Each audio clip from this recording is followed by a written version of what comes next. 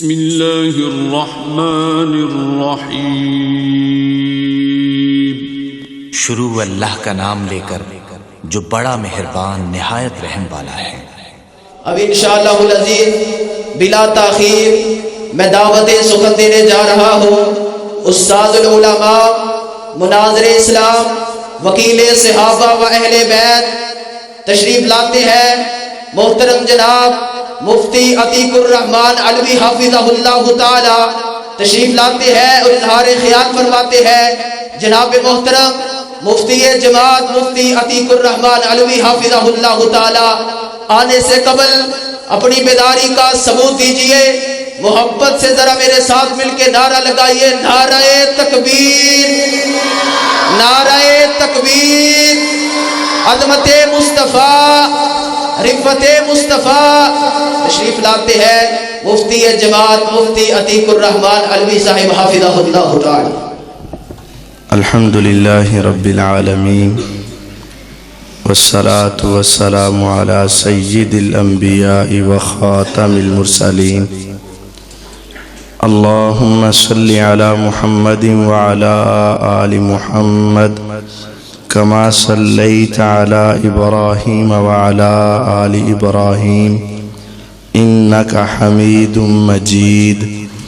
اللهم بارك على محمد وعلى آل محمد كما باركت على إبراهيم وعلى آل إبراهيم إنك حميد مجيد۔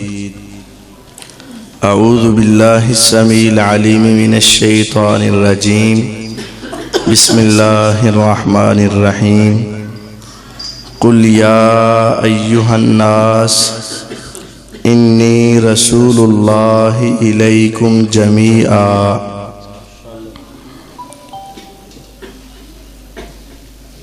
آج اللہ تعالیٰ کی رحمت سے یہ عظیم الشان جو پروگرام ہے، یہ سیرت سید البشر جناب محمد الرسول اللہ صلی اللہ علیہ وسلم کی سیرت اور عظمت کے حوالے سے ہے۔ اللہ تعالیٰ نے ہمارے نبی پیغمبر علیہ السلام کو اس دنیا کے اندر جب مبعوث کر دیا تو ہمارے ذمے کچھ حق جو ہم نے ادا کرنے ہیں وہ لازم ٹھہرے۔ آپ نے آ کر جب اپنی نبوت اور رسالت کا اقرار کر دیا تو اس کے بعد اس نبوت اور رسالت کو ماننا ہر انسان اور جن کے اوپر فرض ہو گیا۔ پہلے لوگ اپنے اپنے قبیلے اور اپنے اپنی قوم کے نبی کو ماننے کے پابند تھے، لیکن ہمارے نبی صلی اللہ علیہ وسلم چونکہ ساری انسانیت کے لیے آخری نبی اور رسول بن کر آئے، اس وجہ سے ان پر ایمان لانا ساری انسانیت کے لیے فرض ہے۔ اور یاد رکھیے، اگر کوئی شخص اللہ تعالیٰ کو مانتا ہو، پہلے تمام انبیاء کو مانتا ہو اور اس کا اخلاق، اس کا کردار، اس کے اعمال ظاہری اعتبار سے بہت اچھے ہوں، لیکن اگر وہ محمد الرسول اللہ صلی اللہ علیہ وسلم کی رسالت کا اقرار کیے بغیر فوت ہو گیا، مر گیا، وہ انسان کبھی بھی جنت میں نہیں جائے گا۔ آج کچھ دوست احباب غیر مسلم ملکوں میں رہ کر آتے ہیں یا ادھر کا چکر لگا کر آتے ہیں اور ادھر کا ظاہری دنیا کو گزارنے کا طریقہ، ان کا ڈسپلن، ان کا صفائی پسند ہونا اور ان کا سچ بولنا، اس طرح کی چند خوبیوں کو دیکھ کر بسا اوقات وہ لوگ یہ کہہ دیتے ہیں ان مسلمانوں سے تو وہ کافر اچھے ہیں۔ یہ جملہ بہت برا جملہ ہے۔ کعبے کے رب کی قسم، اگر کافر کے اندر 1000 نہیں، لاکھ نہیں، کروڑوں اچھائیاں بھی ہوں اور ایک مسلمان میں لاکھوں برائیاں بھی ہوں، لیکن جب یہ اللہ کی توحید اور پیغمبر علیہ السلام کی رسالت کا اقرار کرتا ہے اور وہ نبی علیہ السلام کی رسالت کا انکار کرتا ہے، اللہ کی قسم یہ کبھی برابر نہیں ہو سکتے۔ مسلمان کتنا بھی گناہگار، خطاکار، سیاہکار کیوں نہ ہو، ایک وقت ضرور آئے گا کہ میرا مالک اس آدمی پر رحم کر کے اس کو اپنی جنت کا وارث بنائے گا، اور یہودی، عیسائی، دہریہ، ملحد، کمیونسٹ میرے پیغمبر کی رسالت کا منکر، اس کے اندر کتنی ہی اچھائیاں کیوں نہ ہو، اگر وہ اسی طرح مر گیا وہ کبھی بھی اللہ کی جنت میں جا سکتا نہیں جا سکتا۔ یہ پیغمبر علیہ السلام کی رسالت کا اقرار یہ بہت بڑا عمل ہے، اور اللہ کی توحید کا اقرار یہ بہت بڑی نیکی ہے۔ جس انسان کو کلمہ توحید اور کلمہ رسالت نصیب ہوا، یقین جانیے وہ کائنات کا سب سے خوش قسمت انسان ہے جس کی زندگی میں ایمان آ گیا۔ حدیث ہے والذی نفسی بیدی، قسم اس ذات کی جس کے ہاتھ میں میری جان ہے۔ یہ کون کہہ رہے ہیں؟ محمد الرسول اللہ صلی اللہ علیہ وسلم کہ قسم اس ذات کی جس کے ہاتھ میں میری جان ہے، پوری دنیا میں اگر کوئی یہودی، کوئی عیسائی اس کے کان میں میرے آخری نبی کے آنے کی دعوت پڑ گئی، آواز پڑ گئی اور میرے اوپر ایمان لائے بغیر فوت ہو گیا، فرمایا اللہ کی قسم وہ کبھی اللہ کی جنت میں نہیں جائے گا، ہمیشہ کے لیے جہنم میں چلا گیا۔ آپ دیکھیں گلاب دیوی اسپتال، بہت بڑا اسپتال، لاکھوں لوگ وہاں سے فائدہ اٹھا رہے ہیں۔ سر گنگا رام اسپتال، بہت بڑا اسپتال، لاکھوں لوگ وہاں سے فائدہ اٹھا رہے ہیں۔ یہ خدمت انسانیت کا بہت بڑا مظہر تھا، لیکن چونکہ اس نے میرے نبی علیہ السلام کی رسالت کا اقرار نہیں کیا، یہ نیکی اس کے کام نہیں آئے۔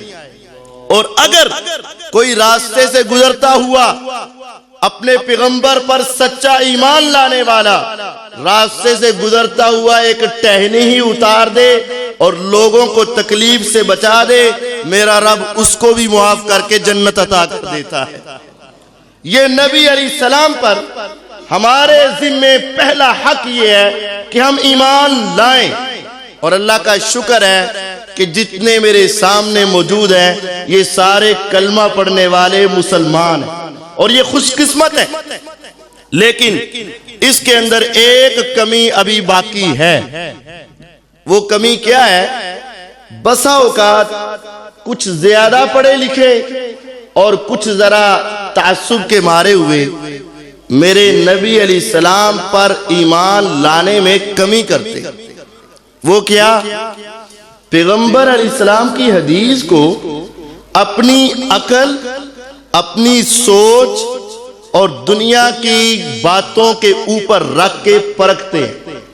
اگر عقل میں آئی تو حدیث مان لی، عقل میں نہ آئی تو نہ مانی، دل کو اچھی لگی تو مان لی، دل کو اچھی نہ لگی تو نہ مانی۔ سائنس نے، ٹیکنالوجی نے اس کو مان لیا تو اس نے بھی مان لیا، اور اگر دنیا کے چند جھوٹے لوگوں نے بھی کہہ دیا نا یہ مسئلہ ایسے نہیں، تو اس نے حدیث کے بارے میں سوچ لیا کہ نہیں یہ بات ایسے نہیں، اس آدمی کا ایمان کمزور ہے، بلکہ اس کا ایمان خطرے میں اور اس کا ایمان خراب ہے۔ ایمان لانے کا مطلب کیا ہے؟ جب ہم نے یہ کلمہ پڑھ لیا ایک اللہ کے سوا کوئی عبادت کے لائق نہیں، اور جب ہم نے یہ کلمہ پڑھ لیا کہ محمد صلی اللہ علیہ وسلم اللہ کے آخری نبی اور رسول ہیں، اللہ کے رسول ہیں، اللہ تعالیٰ وہی بھیجتے ہیں، نبی علیہ السلام بولتے ہیں، وہی آئے مسئلہ بتاتے ہیں، نہ آئے نہیں بتاتے ہیں، جب ہمارا یہ ایمان ہے کہ آپ کی ہر حدیث اللہ تعالیٰ کی وحی ہے، پھر آپ کی حدیث کو عقل پر پرکھا نہیں جا سکتا، اپنے دل کے اوپر پرکھا نہیں جا سکتا، سائنس کے اوپر پرکھا نہیں جا سکتا، ٹیکنالوجی کے پیچھے لگ کے اس کو جھوٹا نہیں کہا جا سکتا۔ جو شخص نبی علیہ السلام کی حدیث کو پڑھنے کے بعد، آپ کے فرامین کو دیکھنے کے بعد یہ کہتا ہے حدیث یہ کہتی ہے، سائنس یہ کہتی ہے، حدیث یہ کہتی ہے، دنیا یہ کہتی ہے، حدیث یہ کہتی ہے، میری عقل، میری سوچ، میری فکر یہ کہتی ہے، اور میں اپنی عقل کے پیچھے چلتا ہوں، اللہ کی قسم اس انسان کے بھی ایمان کا بیڑا غرق ہو چکا ہے۔ ہمارا ایمان کس طرح کا ہو؟ جس طرح کا ایمان ابو بکر صدیق رضی اللہ عنہ کا تھا۔ سب جانتے ہیں میرے نبی علیہ السلام سوئے، آپ کے پاس جبرائیل علیہ السلام آئے، آج رات ذرا انوکھے آئے، دروازہ نہیں کھٹکھٹایا، سامنے والے راستے سے نہیں آئے، بلکہ کیسے آئے؟ گھر کی چھت پھاڑی اور آپ کو اس چھت کے سوراخ سے لے کر اوپر اٹھا کر لے گئے۔ آج دروازے نہیں کھلے، بتانا یہ تھا کہ آج رات سارے کام روٹین سے ہٹ کر ہوں گے۔ وہ چھت پھٹ بھی گئی، صحیح بھی ہو گئی، عقل مانتی ہے۔ سوراخ ہوا، بندہ نکلا اور سب دوبارہ صحیح ہو گئی، عقل مانتی ہے؟ نہیں مانتی۔ ہوا تھا میرے نبی علیہ السلام کو لے کر حتیم میں لے جایا گیا، آپ کو لٹا دیا گیا، آپ کا سینہ چاک کیا گیا، دل کو باہر نکالا گیا، سونے کے تھال میں رکھا گیا، زمزم سے دھویا گیا، دوبارہ اٹھا کے اندر فٹ کیا گیا، آپ کو فوراً سواری پہ بٹھا دیا۔ عقل مانتی ہے کہ اتنا بڑا کسی کا آپریشن ہوا ہو اور فوراً سواری پر بیٹھ کے سفر کرے؟ عقل مانتی ہے؟ نہیں مانتی۔ اور پھر ہاتھ پھیرا تو ٹانکے بھی کوئی نہ لگے اور درست ہو گئے اور آپ بے ہوش بھی نہ ہوئے۔ یہ سارا کچھ آپ کے جاگتے ہوئے ہوا۔ آپ کو سواری پہ بٹھایا، سواری اتنی تیز ہے، براق برق سے ہے، برق کا معنی بجلی، حدیث میں ہے جہاں نگاہ جاتی وہاں پاؤں جاتا، بجلی کی رفتار تھی۔ مکے سے لے کر بیت المقدس 40 دن جانے میں لگتے تھے، وہ رات کے چند لمحوں میں یہاں سے نکلے وہاں پہنچے۔ 40 دن کا سفر، ہواؤں سے تیز سفر، بجلی کی رفتار میں سفر میرے نبی علیہ السلام نے کیا، وہاں پہنچے اور پھر وہاں سارے نبی جمع تھے، آپ نے ان کی امامت کروائی۔ پھر آپ پہلے آسمان پہ گئے، زمین سے آسمان کا فاصلہ 500 سال کا فاصلہ۔ کتنے؟ 500 سال۔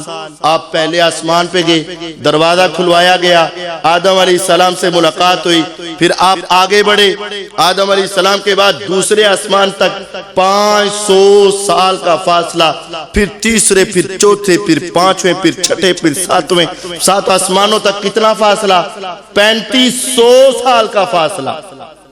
پھر آگے اللہ تعالیٰ سے ملاقات، پھر 50 نمازیں، پھر واپس موسیٰ علیہ السلام سے ملاقات، پھر واپس، پھر آئے پھر گئے، پھر آئے پھر گئے، پھر آئے پھر گئے، 9 چکر لگائے، پھر جنت دیکھی، جہنم دیکھی، پھر آپ نے 3500 سال کا فاصلہ طے کیا، پھر آپ اپنے گھر میں آئے، 3500 سال جانا، 3500 سال آنا، 40 دن کا جانا، 40 दिन का आना, अल्लाह की मुलाकात, जन्नत की सैर, जहन्नम के अंगारों को देखना, नमाजें कम करवाने के लिए 9 चक्कर लगाना, आप हजारों साल का फासला तय करके आ गए और अभी एक रात खत्म नहीं हुई, रात खत्म नहीं हुई। सुबह हुई तो आप गए बैतुल्लाह के सामने बैठे हैं, अबू जहल एंड कंपनी आ गई मजाक के लिए, मजाक में आकर पूछती है ऐ मोहम्मद सल्लल्लाहु अलैहि वसल्लम और कोई नवी ताजी, कोई नवी गल सुना। आपने सारी बात सुना दी। रात को ऐसे ऐसे हुआ, मेरे सीने को चाक किया गया, मेरे दिल को धोया गया, मुझे बराक पे बिठाया गया, मुझे बैतुल मुकद्दस में ले जाया गया, सारे नबियों को वहां जमा किया गया, फिर मैं पहले दूसरे तीसरे चौथे पांचवें छठे सातवें आसमान पे गया, अल्लाह से मुलाकात हुई, बातें हुई, पर्दे के पीछे से मैंने कलाम किया, जन्नत मैंने देखी, जहन्नम मैंने देखी, मैं वापस आ गया और रात खत्म नहीं हुई। सारे एक दूसरे के चेहरे की तरफ देखने लगे। पहले तो बड़ी बातें सुनते थे, इससे बड़ी भी कुछ सुनेंगे, वो नौज़ बिल्लाह इसको गप समझ रहे थे, वो इसको झूठ समझ रहे थे, क्योंकि अकल इसको मानती नहीं मानती। उन्होंने एक दूसरे को कहा ये क्या कह रहा है, फिर कहने लगे ऐ मोहम्मद सल्लल्लाहु अलैहि वसल्लम आप ये बात किसी और के सामने करेंगे? फरमाया करूंगा। आप किसी और के सामने बता सकते? फरमाया बताऊंगा। जो हक है, जो सच है, जो हुआ है, दुनिया माने न माने मैं मानूंगा, मेरे साथ हुआ है। बागे बागे गए किसके पास? अबू बकर सिद्दीक के पास रजी अल्लाह ताला। अबू बकर ये बताया, कोई आदमी कहे मैं यहां से निकला बैतुल मुकद्दस में पहुंचा होकर वापस आया, रात खत्म नहीं हुई थी, तेरी अकल मानती? फरमाया नहीं। अकल मानती? फरमाया नहीं। और वो कहे मैं आसमान पे गया और जिंदा वापस आ गया और रात खत्म नहीं हुई, तेरी अकल मानती? फरमाया नहीं। हम भी तो तुम्हें यही कह रहे हैं ना, तू जिसके पीछे लगा है वो ऐसी बातें छोड़ता है जिसको अकल नहीं मानती। हमने तो अभी तुम्हें थोड़ा बताया है, वो तो कहते मैं 7 आसमानों पे गया, वहां से वापस आया, मैंने जन्नत देखी, मैंने जहन्नम देखी, मैंने अल्लाह से मुलाकात की, मैंने अल्लाह से बातें की, वो तो सारी लंबी कहानी सुनाता है। अब तो मान जा के वो नऊज़ बिल्लाह गलत कहते हैं, झूठ बोलते हैं। अरे किसकी बात कर रहे हो? हाँ, जिसका तू कलमा पढ़ रहा है उसी की बात कर रहे हैं। पहले कहा था अकल नहीं मानती, अब क्या कहा? अरे ये बात मेरे नबी अलैहिस्सलाम ने कही है, कहते कही है, तुमने सुनी है, हमने सुनी है, पक्की बात है, कहते पक्की बात है। अबू बकर कहते काबे के रब की कसम अगर नबूवत की जुबान से निकली है, सबसे पहले अबू बकर इसको मानता है। अकल माने न माने, दिल माने न माने, जहन माने न माने, साइंस माने न माने, टेक्नोलॉजी माने न माने, सारी दुनिया माने न माने, अबू बकर मानता है जो नबूवत की जुबान से निकला सो हक निकला, सो सच निकला। आसमान से कुरान उतरा, वल्लज़ी जाअ बिस्सिद्क़ि वसद्दक़ बिही उलाइका हुमुल मुत्तक़ून। आज के बाद अबू बकर का नाम सिद्दीक है। मोमिनो तुम्हारा ईमान भी उस तरह का हो जिस तरह का ईमान अबू बकर सिद्दीक का है रज़ी अल्लाह ताला। और यकीन जानिए कभी भी जिंदगी भर उन्होंने अकेले भी आकर, हो सकता था ना नबी अलैहिस्सलाम को कहते सोनियो ओदे सामने ते मैं मन गया सी, लेकिन जरा मुन्नू भी समझाओ, अकल मानदी कोई नहीं, ओनू ते मैं बस चुप कराता सी। हम कह देते हैं ना कि चलो हम दूसरे के सामने तो नहीं जवाब दे सके, लेकिन जरा मुन्नू भी तो समझाओ ना, गल बांधी नहीं। यकीन जानिए उन्होंने जिंदगी भर नबी अलैहिस्सलाम से दोबारा इसके बारे में पूछा नहीं पूछा।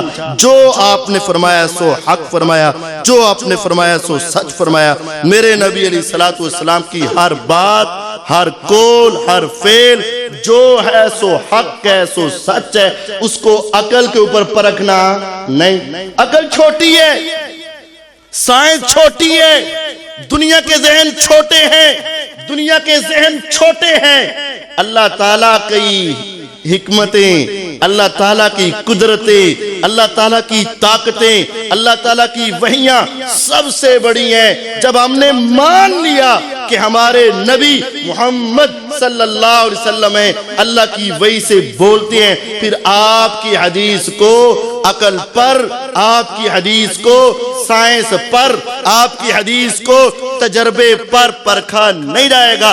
ساری دنیا غلط ہو سکتی ہے، میرے نبی علیہ السلام کی حدیث غلط ہو سکتی نہیں ہو سکتی۔ یہ ایمان ہے۔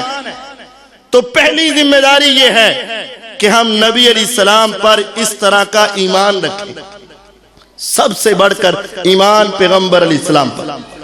دوسری ذمہ داری میری اور آپ کی یہ ہے کہ ہم ایمان لانے کے بعد سب سے زیادہ پیار محمد الرسول اللہ صلی اللہ علیہ وسلم سے کریں۔ سب سے زیادہ پیار ہماری ذمہ داری ہے۔ جب ایمان لے آئے اور مان لیا کہ یہ آخری نبی رسول ہیں اور ہمارے پیغمبر اور رہبر و رہنما ہیں، اب ساری دنیا سے بڑھ کر ان سے محبت کرنا یہ ہماری دوسری ذمہ داری ہے، ساری دنیا سے بڑھ کر۔ والذی نفسی بیدی لا یؤمن احدکم حتی اکون احب الیہ من والدہ وولدہ والناس اجمعین، قسم اس ذات کی جس کے ہاتھ میں میری جان ہے، یہ فرما رہے ہیں محمد صلی اللہ علیہ وسلم، اللہ کی قسم اس وقت تک تمہارا ایمان کامل نہیں جب تک تم اپنے والدین بڑے، اپنی اولاد چھوٹے اور ساری دنیا سے بڑھ کر میرے ساتھ محبت نہیں کرو گے، اس وقت تک تمہارا ایمان مکمل نہیں۔ اب یہ تین باتیں آپ نے فرمائی۔ انسان بسا اوقات اپنے والدین کے ہاتھوں مجبور ہوتا ہے اور بسا اوقات اولاد کے ہاتھوں مجبور ہوتا ہے۔ بڑے میں والدین ہیں سارے، باپ دادا چاچا تایا سارے، اولاد میں سارے چھوٹے ہیں، اور والناس اجمعین ساری انسانیت۔ مطلب یہ ہے تیرے والدین ایک طرف ہوں، میرے نبی علیہ السلام کا فرمان ایک طرف ہو، تیری اولاد ایک طرف ہو، میرے آقا کی سیرت اور سنت ایک طرف ہو، ساری برادری ایک طرف ہو، سارا محلہ ایک طرف ہو، سارا قبیلہ ایک طرف ہو، ساری دنیا ایک طرف ہو، سارے مسلک اور مذہب ایک طرف ہو، اور پیغمبر علیہ السلام کی حدیث ایک طرف ہو۔ اگر تو نے اولاد کی بات مان کے آقا کی بات کو چھوڑ دیا، اگر تو نے والدین کی بات مان کے میرے آقا کی سنت کو چھوڑ دیا، اگر تو نے قبیلے کے ڈر سے، برادری کے ڈر سے، لوگوں کے ڈر سے دنیا کیا کہے گی میرے آقا کی سیرت کو چھوڑ دیا، یاد رکھ تیرا ایمان کامل نہیں۔ اور اگر سب کو پیچھے کر کے میرے نبی علیہ السلام کی حدیث کو آگے رکھا، اس وقت تیرا ایمان کامل ہوگا اور تیری محبت اس وقت کامل ہوگی۔ یہ ہمارے اوپر فرض ہے۔ صحابہ نے ایسا کیا، یقین جانیے ایسا کیا، اپنی جان سے بڑھ کر، اپنے والدین سے بڑھ کے، اپنی اولاد سے بڑھ کے نبی علیہ السلام سے محبت کر کے دکھائی۔ پیغمبر علیہ السلام مدینہ طیبہ میں، مکہ مکرمہ میں آپ کی شادی سیدہ خدیجہ رضی اللہ تعالیٰ عنہ سے ہوئی۔ انہوں نے ایک غلام آپ کو تحفے میں دیا جس کا نام تھا زید رضی اللہ تعالیٰ۔ زید یمن کے رہنے والے تھے، وہاں سے کسی نے اغوا کیا، اس وقت بھی اغوا کرتے تھے، لا کر مکے کی منڈی میں بیچ دیا۔ جس طرح جانور بیچے جاتے تھے، گائیں بھینس بکریاں بیچی جاتی ہیں، اسی طرح انسانوں کو منڈی میں کھڑا کر کے ان کی بولی لگا کے بیچا جاتا تھا۔ زید چھوٹے تھے، ان کے حضرت خدیجہ رضی اللہ کے بھانجے نے اس کو خرید لیا۔ خوبصورت بھی تھے، خوبصورت بھی تھے، عقل مند اور دھنا بھی تھے۔ انہوں نے اپنی خالہ کو تحفے میں دیا۔ خالہ نے نبی علیہ السلام سے جب شادی کی، پیغمبر علیہ السلام کو تحفے میں دیا۔ آپ نے زید کو اپنا بیٹا بنایا، پیار کیا، محبت کیا، شفقت دی، رحمت دی۔ آپ نے اس کے ساتھ اچھا سلوک کیا اور آپ نے اس کو اپنا بیٹا بنا کر رکھا۔ کیا ہوا؟ یمن کے لوگ مکہ میں حج یا عمرے کے لیے آئے، انہوں نے دیکھا یہ بچہ تو دیکھا دیکھا لگ رہا ہے، دوسرے تیسرے کو دکھایا، ان کا او یہ تو حارثہ کا بیٹا ہے، یہ تو یمن سے غوا ہوا تھا، ادھر کیا کر رہا ہے؟ پوچھا گیا، کہا یہ تو محمد صلی اللہ علیہ وسلم کا غلام ہے۔ انہوں نے کہا ٹھیک ہے، واپس گئے اپنے گھر میں، اپنے علاقے میں۔ حارثہ خوش ہو جا، تیرا بیٹا مل گیا۔ کہاں ملا؟ کہا مکے کی وادی میں ایک محمد نامی آدمی ہے صلی اللہ علیہ وسلم، اس کے پاس تیرا بیٹا ہے۔ آپ تصور کریں کئی سالوں کا بیٹا گم ہوا ہو اور اچانک اطلاع ملے کہ تمہارا بیٹا فلاں علاقے یا فلاں ملک میں ہے، ماں باپ کو رات کو نیند آئے گی؟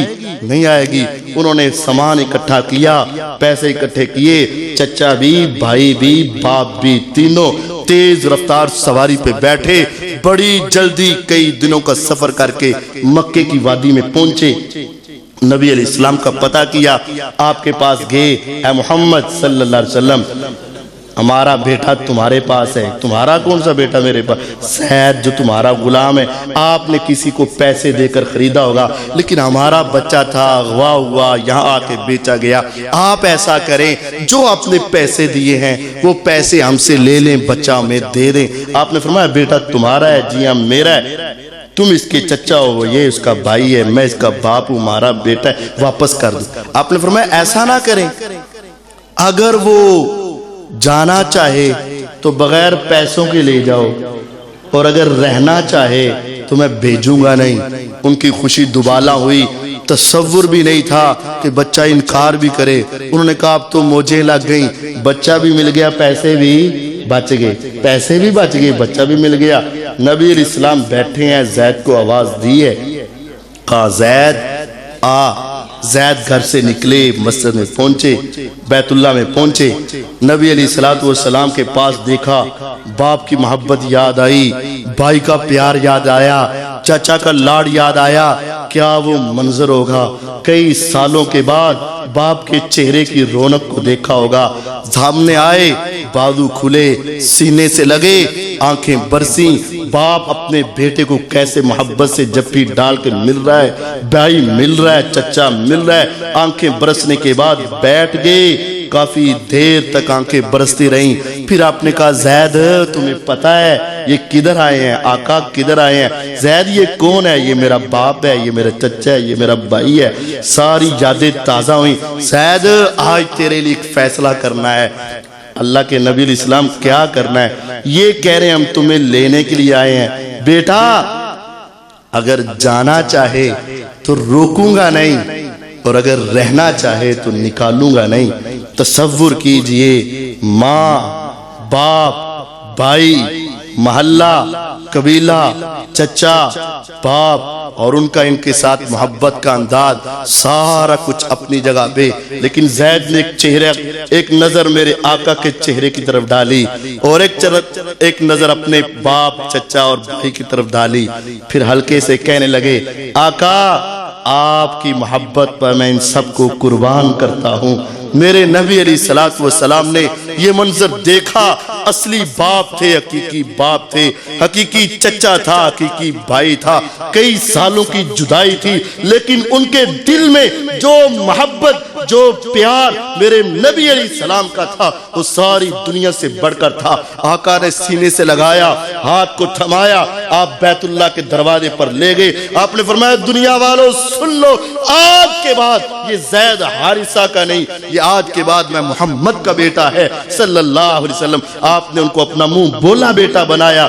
صحابہ ساری دنیا سے بڑھ کر آپ سے محبت کرنے والے تھے۔ میدان احد، غزوہ احد، ادھر پہاڑ، سامنے دشمن، درمیان میں مسلمان، سامنے دشمن، پیچھے چھوٹی سی پہاڑی جس کو درہ بولتے ہیں۔ آپ نے 50 درے کے اوپر تیر انداز کھڑے کر دیے کہ کہیں دشمن پیچھے سے گھوم کر ہمارے اوپر حملہ نہ کرے۔ تم نے یہاں ٹھہر جانا ہے، ہمیں فتح ہو، ہمیں شکست ہو، اے 50 تیر انداز ہو، تم نے نیچے نہیں اترنا۔ ہم اس طرف چہرہ کر کے بے فکر ہو کے دشمن سے لڑیں گے، دشمن سے ٹکرائیں گے، دشمن کے سامنے کھڑے ہوں گے، ہم ان سے مقابلہ کریں گے۔ ادھر پہاڑ ہے، دشمن ہمارے سامنے ہے، بس یہ ہے کہ کہیں وہ گھوم کر ہمارے اوپر پیچھے سے حملہ نہ کرے۔ تم نے پیچھے کا خیال رکھنا ہے، سامنے ہم جانے اور اللہ کی رحمت جانے، ہم مقابلہ کریں گے۔ مقابلہ ہوا، دشمن بھاگا، مسلمانوں کو فتح ہوئی، کافر دم دبا کے بھاگ گئے، مال چھوڑ کے بھاگنے لگے، سامان چھوڑ کے بھاگنے لگے۔ ان 50 نے دیکھا کافر دور بھاگ گیا، اب تو واپس نہیں آئے گا۔ اب یہ بھی نیچے اترنے لگے۔ ایک جو امیر تھا جبیر بن مطعم رضی اللہ عنہ، کہنے لگے نیچے نہیں اترنا، تمہیں نبی علیہ السلام نے کہا نہیں تھا نیچے نہیں اترنا؟ کہنے لگے بس مسلمانوں کو فتح، وہ دیکھ کافر کہاں تک پہنچ گئے، میدان خالی ہو گیا، جنگ ختم ہو گئی، اب تو بات ختم۔ انہوں نے کہا نہیں، آپس میں اختلاف ہوا۔ 39 نیچے آئے، 11 اوپر رہے۔ جب نیچے آ گئے، میرے نبی علیہ السلام کی بات کی نافرمانی ہو گئی، نیچے آگے دور کھڑے خالد ابن ولید رضی اللہ تعالیٰ عنہ اب تو اللہ کی جنتوں کے مہمان بنے. انہوں نے دیکھ لیا کہ راستہ بن گیا, انہوں نے گھڑ سواروں کو لیا, پیچھے سے آئے. کچھ لوگوں کو کہا تم آگے سے آؤ, ہم پیچھے سے آئیں گے. مسلمانوں کو درمیان میں رکھ کے تم ادھر سے تیر چلاؤ, وہ مسلمان ادھر دیکھیں گے, ہم پیچھے سے چلائیں گے, وہ ادھر دیکھیں گے. ایک دم سے ایسا حملہ ہوگا کہ ان کے پاؤں اکھڑ جائیں گے. ہوا ایسا ہوا, وہ آئے, پہلے 11 شہید ہوئے, پھر نیچے اترے. آگے مسلمان تھے, ان کے چہرے آگے تھے. جب پیچھے سے تیر لگے وہ اس طرف بھاگے, پھر وہ آئے اور انہوں نے تیر لگائے. 70 صحابہ شہید ہوئے, 70 صحابہ زخمی ہوئے. مسلمان بکھر گئے, مسلمان بھاگنے لگے, دائیں بائیں دوڑنے لگے. یہ اعلان ہو چکا نعوذ باللہ محمد صلی اللہ علیہ وسلم شہید ہو گئے. مسلمانوں کے حوصلے ٹوٹ گئے, مسلمان دائیں بائیں دوڑ گئے. اول مرحلے میں سمجھ ہی نہ آئی. میرے نبی علیہ السلام ایک خیمے میں تھے, اس خیمے کے ارد گرد صرف 12 صحابہ تھے, صرف 12. اور کافروں کے جتھے کو پتہ چل گیا میرے نبی علیہ السلام ادھر ہیں. اب غور کریں کیا وہ المناک منظر ہوگا.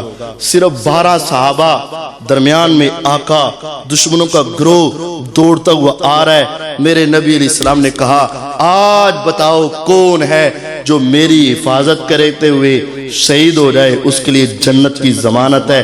اب 12 کو پتا تھا ہماری شہادت پکی ہے, ہماری وفات پکی ہے. اللہ کی قسم کسی ایک نے بھی یہ نہیں کہا اے اللہ کے نبی علیہ السلام میرے والدین تو بڑے بوڑھے ہیں, آقا میرے بچے ابھی بڑے چھوٹے ہیں, میں نے گھر کے سارے معاملات کرنے ہیں, آپ اس کو کہہ دو, آپ اس کو کہہ دو, آپ اس کو کہہ دو. نہیں, اللہ کی قسم 12 صحابہ اپنی جانوں کو ہاتھ میں لے کر آپ پر قربان ہونے کے لیے ہر ایک ہاتھ اٹھا, آقا میں حفاظت کروں گا, میں حفاظت کروں گا, میں کروں گا, میں کروں گا. آپ نے فرمایا ایک آدمی آگے بڑھے, ذرا دور جا کے ان سے لڑے, باقی 11 میرے ارد گرد گھیرا ڈال کے رکھے. ایک گیا شہید ہوا, اکیلا کیا کرتا, پھر پیچھے 11 تھے, ایک گیا شہید ہوا, پیچھے 10 تھے, وہ گیا پیچھے 9 رہے. مختصر یہ ہے وہ 1 گئے, 2 گئے, 3 گئے, 4 گئے, 5 گئے, 6 گئے. آنکھوں سے نظر آ رہا ہے وہ جا رہا ہے, لڑ رہا ہے, 1-2 مار رہا ہے, شہید ہو رہا ہے, جنت میں پہنچ رہا ہے. دوسرے کو پتا ہے میری شہادت یقینی ہے, لیکن اللہ کی قسم میرے آقا کی محبت ان کو دور نہیں جانے دیتی. نبی علیہ السلام کے اوپر 1 کی جان قربان ہوئی, 2 کی ہوئی, 3 کی ہوئی, 4, 5, 6, 7, 8, 9. جب 10ویں کی باری آئی, حضرت طلحہ بن عبید اللہ رضی اللہ تعالیٰ عنہ اپنے ہاتھ سے دشمنوں کو روکنے لگے. وہ آپ کے خیمے کے انتہائی قریب آ چکے تھے, ان کی تلواروں کے زخم ان کے بازو پہ لگے, بازو سل ہو گیا اور آپ بے ہوش ہوئے. اتنے میں اللہ کا کرم ہوا, مسلمان ادھر اکٹھے ہو کے ایک جتھا آیا اور ان کافروں کا مقابلہ کیا, ان کو دڑا دیا. 10 صحابہ شہید ہوئے. اس موقع پر میرے نبی علیہ السلام پھر خیمے سے نکلے, آپ ان پیاروں کے پاس گئے. ابھی ایک وہ تھے زیاد ابن سکن رضی اللہ تعالیٰ عنہ, ان کی زندگی کی آخری سانسیں, کچھ سانس چل رہے تھے. میرے نبی علیہ السلام اس کے پاس پہنچے, دیکھا کہ تھوڑا سا جسم حرکت کر رہا ہے. آپ نے آواز دی زیاد. زیاد نے زور لگا کے آنکھیں کھولی, آقا کے چہرے کا دیدار کیا. میرے نبی علیہ السلام بیٹھ تو سکتے تھے لیکن ابھی دشمن کے حملے کا خطرہ تھا. آقا نے اپنے پاؤں مبارک کو آگے کیا. زیاد نے بڑی مشکل سے اپنی گردن کو اٹھا کے آقا کے پاؤں پہ اپنے رخسار کو رکھا ہی تھا کہ موت کا فرشتہ آیا اور روح پرواز کر گیا. کیا منظر تھا. میرے نبی علیہ السلام نے کہا تھا جس حال میں مرو گے اسی حال میں جیو گے. کوئی انسان مرے گا تو شراب پیتا, کوئی زنا کرتا, کوئی چوری کرتا, کوئی ڈاکہ ڈالتا, کوئی بکواس کرتا, کوئی گالیاں دیتا, کوئی اول فول بکتا, کوئی قوالیاں کہتا, کوئی گانے گاتا. لیکن زیاد تیری عظمت پہ قربان, تیری آخری نگاہ پڑی تو آقا کے چہرے کا دیدار کیا اور تیرے سر کے اندر تیرا چہرہ اور تیرا سر آیا تو میرے آقا کے پاؤں پہ آیا. سارے صحابہ نے نبی علیہ السلام سے محبت کی انتہا کر دی, اپنی جانوں کو آپ پہ قربان کر کے ہمیں یہ سبق دیا تھا اولاد تیری پیچھے ہے, والدین تیرے پیچھے ہیں, رشتہ دار تیرے پیچھے ہیں, سب سے بڑھ کر دنیا جہان میں جس کے ساتھ تیری محبت ہو وہ جناب محمد الرسول اللہ صلی اللہ علیہ وسلم ہیں. ساری کائنات سے بڑھ کر اگر تمہیں ان سے پیار ہے تو تم کامیاب ہو, اور اگر پیار نہیں ہے تو تمہارا ایمان ناقص اور خراب ہے. ہماری دوسری ذمہ داری نبی علیہ السلام کے ساتھ ساری دنیا سے بڑھ کر محبت کرنا. تیسری ذمہ داری جب محبت کرتے ہو پھر بات بھی ماننی پڑے گی. محبت نبی علیہ السلام سے اور بات اپنے اماموں کی, محبت پیغمبر علیہ السلام سے اور فتوے اپنے مفتیوں کے, پیغمبر علیہ السلام سے پیار اور باتیں اپنے چاچے بابے تائے کی دنیا سے سنائے. بزرگ فرماتے ہیں, علماء نے کہا ہے, محلے میں کہا گیا ہے, کہانیاں سنی ہوئی ہیں. نہیں, جب تمہاری محبت ساری دنیا سے بڑھ کر محمد الرسول اللہ صلی اللہ علیہ وسلم سے ہے, پھر ساری دنیا سے بڑھ کر ان کی بات ماننا بھی ضروری ہے. یہ کہتے رہو حرمت رسول پہ جان بھی قربان ہے, غلامی رسول میں موت بھی قبول ہے. جب کہا جائے اس حدیث پہ عمل کر لے, کہتے ہیں نہیں, اس حدیث پر عمل کرتے ہوئے مجھے موت آتی ہے. یہ کیسی محبت ہے, یہ کیسا پیار ہے؟ غلامی رسول میں موت بھی قبول ہے, اس حدیث پہ عمل کر ہاں ذرا. کہتے ہیں نہیں, میرا امام نہیں مانتا, میرے رشتہ دار نہیں مانتے, میرا ابو نہیں مانتا, میری امی نہیں مانتی, میرا استاد نہیں مانتا, میرا دل نہیں مانتا. پھر کیسی محبت ہے تیری؟ ساری دنیا سے بڑھ کر محبت کرنا بھی ضروری ہے اور ساری دنیا سے بڑھ کر آپ کی بات ماننا بھی ضروری ہے. اللہ آپ سب کو اور مجھے بھی حج اور عمرہ کروائے. کہہ دیو آمین. بیت اللہ اور مدینہ منورہ میں ایک مسجد ہے, اس مسجد کا نام ہے مسجد قبلہ تین. کیوں شاید مسجد قبلہ تین؟ قبلہ کا معنی ایک قبلہ. ماشاءاللہ ماشاءاللہ, اللہ زندہ آباد زندہ آباد زندہ آباد زندہ آباد. ماشاءاللہ. اے تو جدو تھی قرآن سنو گے نا پھر تسی اپی کہو گے سبحان اللہ سبحان اللہ.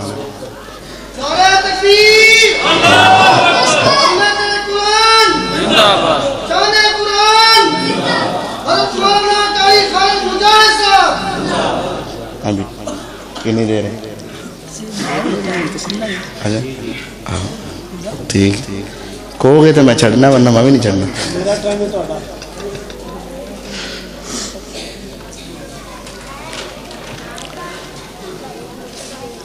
بات چل رہی تھی کہ ہماری تیسری ذمہ داری ہے کہ نبی علیہ الصلوۃ والسلام کی بات ماننی اور ساری دنیا سے بڑھ کر ماننی.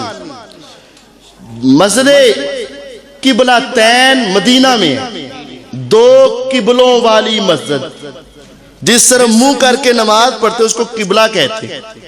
ہمارا قبلہ کدھر ہے؟ ادھر. ادھر ہی ہے کہ نہیں؟ بولتے نہیں گے ادھر ہی. اس مسجد میں دو قبلے. دو قبلوں کا کیا مطلب؟ دو طرف منہ کر کے نماز پڑھی ہے. جی ہاں, دو قبلے کیسے؟ آج بھی آپ وہاں جائیں تو وہاں دیوار کے اوپر مصلی نماز جگہ نشان بنا کے بتایا گیا ہے, پہلے ادھر منہ کر کے نماز پڑھتے تھے, اب ادھر منہ کر کے پڑھتے. وہ کیا ہے؟ پوچھو, علماء سے پوچھو, وہاں کے لوگوں سے پوچھو, احادیث سے پوچھو, اس کی وجہ کیا ہے؟ نبی علیہ الصلوۃ والسلام مدینہ میں گئے, بیت المقدس کی طرف منہ کر کے نماز پڑھا کرتے تھے 16 یا 17 مہینے بیت المقدس کی طرف. اور وہاں قبلے کی ڈائریکشن یہ ہے, اگر چہرہ بیت المقدس کی طرف ہو تو کمر بیت اللہ کی طرف جاتی ہے, اور اگر چہرہ بیت اللہ کی طرف ہو تو کمر بیت المقدس کی طرف جاتی ہے, یعنی بالکل مخالف. نبی علیہ السلام نے 16 یا 17 مہینے بیت المقدس کی طرف منہ کر کے نماز پڑھی. 16-17 مہینوں کے بعد قد نرا تقلب وجهك في السماء فلنولينك قبلة ترضاها فول وجهك شطر المسجد الحرام. آسمان سے پیغام آیا, آقا اب آپ آئندہ نماز بیت اللہ کی طرف منہ کر کے پڑھا کریں گے. نبی علیہ السلام نے پہلی نماز ظہر کی بیت اللہ کی طرف منہ کر کے نماز پڑھی. ایک صحابی نے آپ کے پیچھے نماز پڑھی ظہر کی.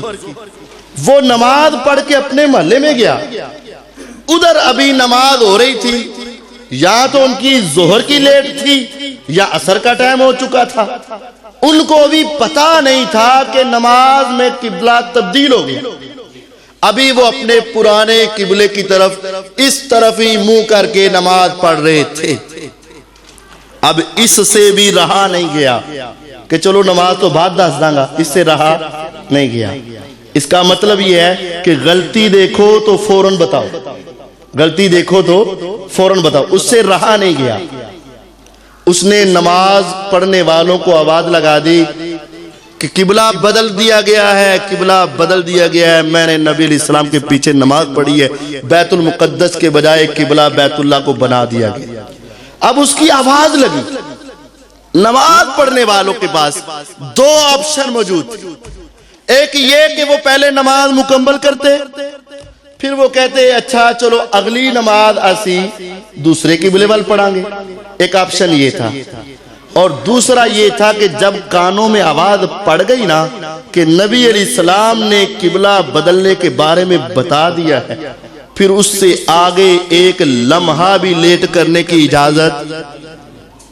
کیا کیا انہوں نے یہ کیا جو ہمارے ہاں ہوتا ہے. اچھا قاری صاحب سوچنے ہیں، اچھا قاری صاحب دیکھتے ہیں، اچھا قاری صاحب پتہ کرتے ہیں، اچھا قاری صاحب تسی دعا کرو. پہلے سال بھی دعا کرو، دوسرے سال بھی دعا کرو. قاری صاحب 30 سال لا کے مسجد چلے جاندے رہے، لیکن اے بندہ نہیں بدلتا. نویں قاری نو پھر کہنا تو ہی دعا کر، میں نہیں بدلنا. ان صحابہ نے کیا کیا؟ یقین جانیے قیام میں تھے، صحابہ کے چہرے بیت المقدس کی طرف تھے. امام اپنی جگہ سے نکلا، ساری صفوں کو کراس کیا، آخری صف سے آگے نکل کر چہرے کو بدلا.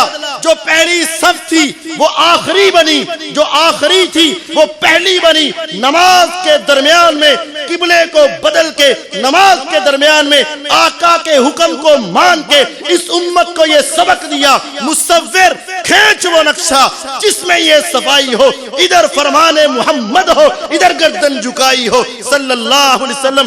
آقا کا حکم آیا، فوراً تسلیم کیا. یہ مسلمانی ہے، یہ ایمان ہے. آج ہمیں بھی نبی علیہ السلام کی بات اسی طرح فوراً ماننی چاہیے. ہمیں سال سال نہیں 10 سال کے نمازی ہیں، لیکن اپنی گل تو پیچھے ہٹنا نہیں. قاری صاحب جی بڑا مزہ آیا تہاڈی تقریر دا، لیکن منی کوئی. بڑا لطف آیا، لیکن بس تو ہی دعا کرنا. بھئی ہم تو کرتے ہیں، الحمدللہ کرتے ہیں، ہمیں کرنی چاہیے، لیکن تو ہنو ہی کچھ کرنا چاہیے، سانو ہی کچھ کرنا.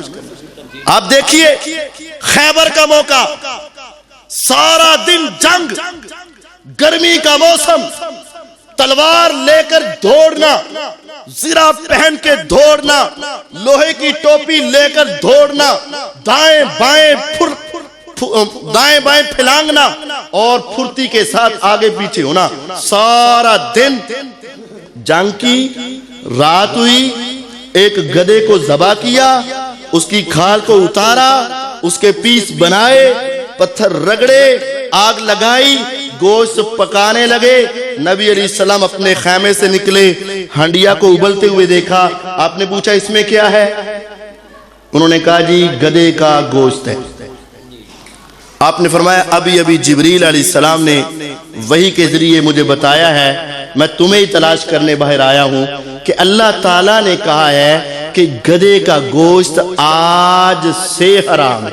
آج کے بعد نہیں، آج کے بعد نہیں، آج سے حرام ہے. اب غور کریں، مسافر کے لیے بڑی رخصت ہے، جہاد کے میدان میں اور زیادہ رخصت ہے. آپ دیکھیں نماز 4 رکعت والی نماز ہے، 2 پڑھ لو، 1 پڑھ لو، 3 پڑھ لو، 4 پڑھ لو. قبلہ رخ ہو جاؤ پھر بھی ٹھیک ہے، نہ ہو پھر بھی ٹھیک ہے، کھڑے ہو پھر بھی ٹھیک ہے، دوڑ رہے ہو پھر بھی ٹھیک ہے. تمہارا چہرہ جدھر بھی ہے میدان جہاد میں ساری رخصتیں ہیں. 1 رکعت پڑھو، 2 پڑھو، 3 پڑھو، 4 پڑھو، جماعت سے پڑھو، علیحدہ پڑھو، چلتے پڑھو، پھرتے پڑھو، لیٹے پڑھو، بیٹھے پڑھو، جیسے ممکن ہے بس پڑھو. کیوں؟ مجاہد ہے، جہاد ہے، جنگ ہے. لیکن اب رات کی تاریکی، سناٹا ہر طرف چھایا، سارے دن کے بھوکے، بڑی زور سے آگ جلائی، بڑی زور سے آگ جلانے کے بعد اس کے پیس کر کے اس کو پکایا. اور آپ نے فرمایا لوگو یہ گوشت اب سے حرام ہے، اب صحابہ کے بارے میں سامنے بڑے ہمارے جیسے چونکے چنانچے اگرچہ مگرچہ دیکھے نہ دکھائے نہ دیکھو جی تھوڑی جی تو لچک ہونی تھی، وہ اب وہ کہہ سکتے تھے اے نبی علیہ السلام ہاں اب صبح ہوگی تو ہم اپنے اپنے گھروں میں کوئی نہ کوئی چیز منگوا لیں گے، اب رات ہو گئی ہے، سارے دن کے بھوکے ہیں، سارے دن کے تھکے ہوئے ہیں، جائیں تو کدھر جائیں، کرے تو کیا کرے، صرف ایک مرتبہ کھا لینے دے، آئندہ کبھی نہیں کھائیں گے۔ نہیں، اللہ کی قسم ایسا نہیں ہوا۔ قرآن اٹھا کے دیکھے، صحابہ کے فرامین اٹھا کے دیکھے، احادیث اٹھا کے دیکھے، علماء سے پوچھ لے، انہوں نے کہا فَأُقْفِيَتِ الْقُدُورِ، ہنڈیا کو پکڑا، الٹا کیا، سارا گوشت بہا دیا، کہا بھوکے رہ لیں گے، پیاسے رہ لیں گے، پیٹ کے اوپر برداشت کر لیں گے، لیکن جب میرے نبی علیہ السلام نے کہہ دیا ہے یہ حرام ہے سو حرام ہے، اس کے بعد ہم ایک نوالا، ایک ٹکڑا، ایک بوٹی بھی اس کی چکھ نہیں سکتے، کیونکہ میرے نبی علیہ السلام کا فرمان آ چکا ہے۔ اس سے آگے ہم کوئی بہانے بنا سکتے نہیں بنا سکتے۔ ہمارے ہاں کیا ہے، ساری حدیثاں پڑھ کے سارے مسئلے سن کے مولوی صاحب اوٹھے، ایسا نہیں ہونا چاہیے۔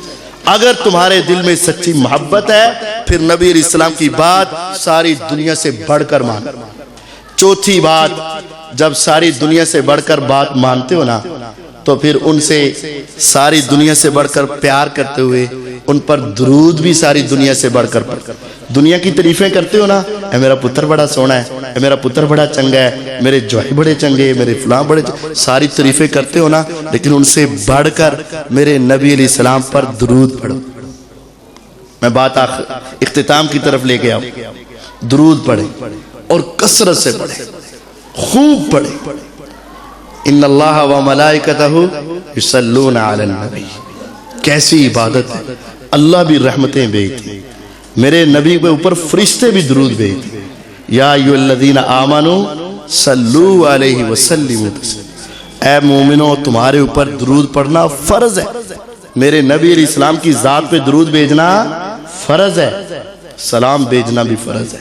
جب یہ آیت اتری، اٹھائیے کسی بھی تفسیر کو، کسی بھی مکتبہ فکر کی تفسیر، اہل حدیث ہو، بریلوی ہو، دیوبندی، کوئی بھی ہو، اس کی تفسیر اٹھائیں، صحیح بخاری اٹھائیں، مسلم اٹھائیں، ترمذی اٹھائیں، یہ ساری حدیث کی کتابوں میں جب یہ آیتیں آئی نا، صحابہ آئے نبی علیہ السلام کے پاس، آقا اللہ تعالیٰ نے کہا ہے صلو علیہ وسلموا تسلیما، درود بھی پڑھنا ہے، سلام بھی پڑھنا ہے۔ سلام تو ہمیں آتا ہے، کیا آتا ہے؟ السلام علیکہ ایھا النبی ورحمۃ اللہ وبرکاتہ، السلام علینا وعلی عباد اللہ الصالحین، جو نماز میں پڑھتے یہ سلام تو آتا ہے۔ آقا درود کیسے پڑھنا ہے یہ بتا، پھر آپ نے کیا بتایا؟ اٹھائیں صحیح بخاری، پڑھیں صحیح مسلم، جامع ترمذی کو اٹھائیں، تفاسیر کو اٹھائیں، اس آیت کی تفسیر کو اٹھائیں۔ جب یہ حکم آیا صحابہ آپ کے پاس آئے، انہوں نے پوچھا، آقا نے بتایا کہ لوگوں جو درود پڑھنے کا حکم ہے وہ یہ ہے، اللہم صلی علی محمد وعلی آل محمد کما صلیت علی ابراہیم وعلی آل ابراہیم انکا حمید مجید، اللہم بارک علی محمد وعلی آل محمد کما بارکت علی ابراہیم وعلی آل ابراہیم انکا حمید مجید۔ یہ درود ہے، جتنے فضائل ہیں اس درود کے، کیا ایک درود کے 4 فضائل ایک حدیث میں، باقی حدیثیں بہت ہیں، یہ تفصیلی عنوان ہے، ایک درود کے 4 فضائل۔ آپ تم میں، میرے ادھر بھی ایک بیٹھا ہے، ایک ادھر بیٹھا ہے، آپ کے بھی بیٹھے، اگر نیکی کرتا ہوں تو یہ لکھتا ہے اور یہ فارغ رہتا ہے، ایسا ہی ہے، اور اگر گناہ کرتا ہوں تو یہ لکھتا ہے فرشتہ اور یہ فارغ رہتا ہے۔ درود ایک ایسی عبادت ہے، جب میں پڑھنا شروع کرتا ہوں اس کا بھی قلم شروع ہو جاتا ہے، اس کا بھی قلم شروع ہو جاتا ہے، یہ نیکیاں لکھنا شروع کر دیتا ہے اور یہ گناہ مٹانا شروع کر دیتا ہے۔ یہ درود ایسی عبادت ہے، آپ عام طور پر نیکی کریں تو یہ لکھے گا، یہ فارغ رہے گا، گناہ کریں تو یہ لکھے گا اور یہ فارغ رہے گا، لیکن درود ایک ایسی عبادت ہے، من صلی علیہ واحدہ صلی اللہ علیہ بہا عشرہ، جو میرے اوپر ایک مرتبہ درود بھیجے گا اللہ اس کے اوپر 10 رحمتیں بھیجے گا، 10 نیکیاں لکھے گا، 10 گناہ معاف کرے گا، 10 درجات کو بلند کر دے گا۔ اب جامع ترمذی کی حدیث ہے، البانی رحمہ اللہ نے اس کو حسن درجے کی قرار دیا ہے، بعض لوگ اس کو نہیں مانتے لیکن حدیث صحیح ہے میرے نبی علیہ الصلوۃ والسلام کے پاس ایک صحابی آئے، آ کر کہنے لگے اے پیغمبر علیہ السلام، درود میں نے پڑھنا ہوتا ہے، دعا بھی مانگنی ہوتی ہے، تو میں آپ پر کتنا درود پڑھوں؟ انہوں نے کیا کہا؟ آپ نے فرمایا جتنا پڑھ لے تیرے لیے بہتر ہے۔ اس نے کہا پھر ایسا کرتا ہوں کہ دعا کے کرتا ہوں 4 حصے، دعا کے 4 حصے، چوتھا حصہ درود پڑھوں گا، 3 حصے دعا مانگوں گا۔ دوسرے اعتبار سے یہ سمجھے کہ 10 منٹ دعا کرنی تھی تو چوتھا حصہ کتنی دیر درود پڑھوں گا؟ 2.5 منٹ، تو باقی میں دعا مانگوں گا۔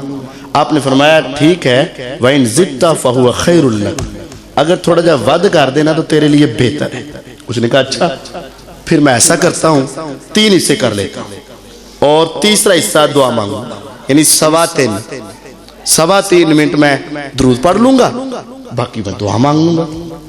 آپ نے فرمایا ٹھیک ہے، وَإِن زِدْتَ فَهُوَ خَيْرٌ لَكَ، لیکن اگر تھوڑا جا اور ود کر لیں تو تیرے لیے کیا ہے؟ بہتر ہے۔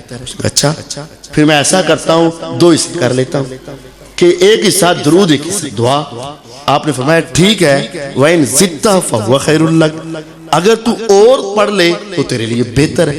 اچھا، تو پھر میں ایسا کرتا ہوں، پھر 3 حصے کرتا ہوں اور 2 حصے درود پڑھتا ہوں اور ایک حصہ دعا مانگوں گا، یعنی 6.5 منٹ درود کر لوں گا، پہلے 5 منٹ، اب باقی دعا مانگوں گا۔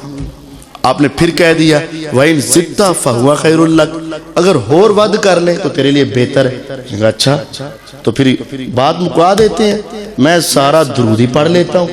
فرمایا سن اِذَن تُكْفَى هَمُّكَ وَيُغْفَرُ لَكَ ذَنبُكَ، اگر ایسا کر لے گا تیری زبان سے درود نکلتا رہے، مانگنا تو اسی سے ہے جو تیرے دل کے ارادوں کو بھی جانتا ہے، جو تیری ضروریات کو پہچانتا ہے، تیری تمناؤں کو سمجھتا ہے، پھر تمہیں بولنا نہیں پڑے گا، آسمان کا رب بغیر مانگے ہی عطا کرے گا اور تیرے گناہوں کو ویسے ہی معاف فرما دے گا۔ جو چاہتے ہو، جو تم نے لینا ہوگا پھر تمہیں ویسے ہی مل جائے گا اور تمہیں مانگنے کی ضرورت بھی نہیں پڑے گی۔ کبھی ایسی دعا بھی مانگ لیا کر، بس ہاتھ اٹھے، اللہ کی تعریف کے بعد نبی علیہ السلام پہ درود کے کلمات پڑھتے رہے، جب دل چاہا تو ختم کر دیا۔ خدایا تو جان اور تیری رحمتیں جانے، میرے رب کی ایسی رحمتیں ہوں گی کہ جو تم نے لینا ہے وہ بغیر مانگے ہی مل جائے گا اور گناہ مفت میں معاف ہو جائے سارے۔ اِذَن تُكْفَى هَمُّكَ، تیرے غم ختم، وَيُغْفَرُ لَكَ ذَنبُكَ، تیرے گناہ سارے معاف۔ اے اللہ ہم سب کو حج عمرے کی سعادت عطا فرما۔ مسجد نبوی کے قبلے کی جانب منہ کر کے چلنا شروع کر دو، 3 کلومیٹر کے فاصلے پر دائیں جانب ایک مسجد ہے جس کا نام ہے مسجد قباء، مسجد قباء، جہاں 2 رکعت نفل کا ثواب 1 عمرے کے برابر ہے۔ 2 رکعت نفل پڑھو تو کتنا ثواب ہے؟ وہاں کے جو امام تھے نا اور خطیب تھے، ان کا میں نے ایک انٹرویو سنا عربی زبان، صالح المغامسی، بڑے جیدہ صالح المغامسی، اللہ ان کی حفاظت فرمائے، بڑے عظیم آدمی۔ وہ اپنا واقعہ سناتے کہتے ہیں میں بیمار ہو گیا، دل کے وال بند ہو گئے، ہسپتال میں لے جایا گیا، وہ مسجد اتنی بڑی ہے اور وہاں کا خطیب بھی تو اعلیٰ درجے کا خطیب ہو، بڑا نام ہے ان کا، پوری دنیا ان کو پہچانتی ہے۔ تو اعلیٰ ہسپتال میں گئے، سیدھا آپریٹ ہوا، میجر آپریشن ہوا۔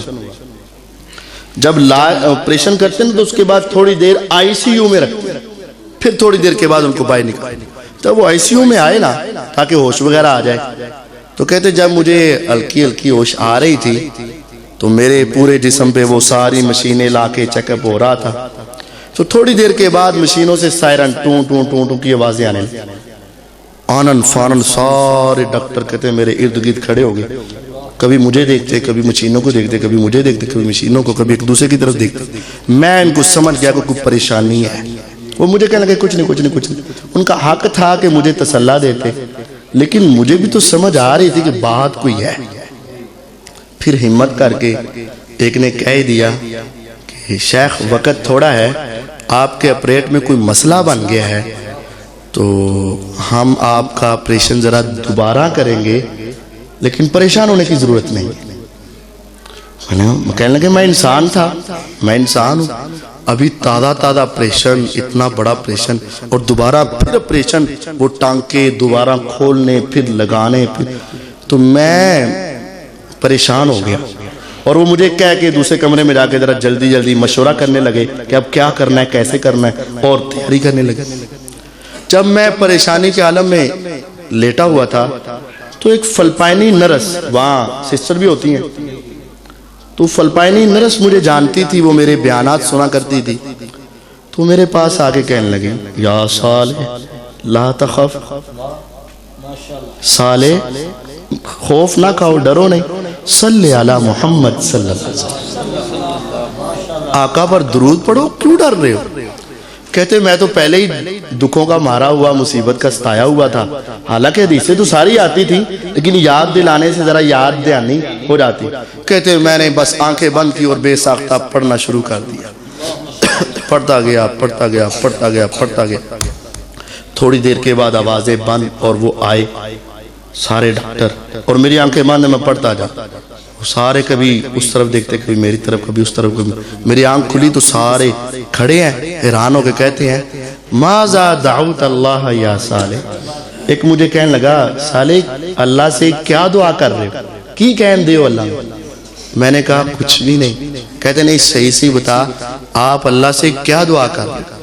میں نے کہا کچھ بھی نہیں، فقط صلیت علی محمد صلی اللہ علیہ وسلم، میں نے کچھ نہیں مانگا، صرف اللہ سے پیغمبر کے اوپر رحمتوں کی دعا کی ہے۔ کہنے لگے صالح خوش ہو جا، اللہ نے تیری اس تکلیف کو بغیر آپریشن کے ہی صحیح کر دیا ہے۔ کیوں؟ میرے نبی علیہ السلام کی حدیث تھی اذن تکفا ہمک ویغفر لک ذنبک، آقا پہ درود پڑھ کے تو دیکھ تیری ساری ٹینشنیں ختم ہو جائیں گی اور گناہ معاف ہو جائیں گے۔ 4 باتیں آپ کو سمجھا کے جا رہا ہوں۔ سب سے پہلی بات، نبی علیہ السلام پر ایمان رکھنا ہے، اور ایسا ایمان جس طرح ابو بکر صدیق رضی اللہ عنہ کا تھا، آپ کی ہر حدیث کو تسلیم کرنا ہے۔ عقل چھوٹی ہے، سائنس چھوٹی ہے، دنیا چھوٹی ہے، ان کے پیچھے نہیں لگنا، قرآن و حدیث پہ عمل کرنا۔ دوسری بات یہ آپ سے محبت کرنی اور ساری دنیا سے بڑھ کر محبت کرنی ہے، اور تیسری بات یہ کہ آپ کی اطاعت کرنی ہے اور فوراً اطاعت کرنی ہے اور ہمیشہ اطاعت کرنی ہے، اور چوتھی اور آخری بات یہ ہے جب بھی وقت ملے تو نبی علیہ السلام پہ درود بھیجنا ہے۔ کوئی دکھ آئے، کوئی تکلیف آئے، کوئی مصیبت آئے تو رب کو منانے کا آسان طریقہ ہے درود تم پڑھنا شروع کرو، راستے میرا رب تمہارے لیے کھول دے گا۔ اللہ تعالیٰ مجھے اور آپ کو عمل کرنے کی توفیق عطا فرمائے۔ وآخر دعوانا الحمدللہ رب العالمین۔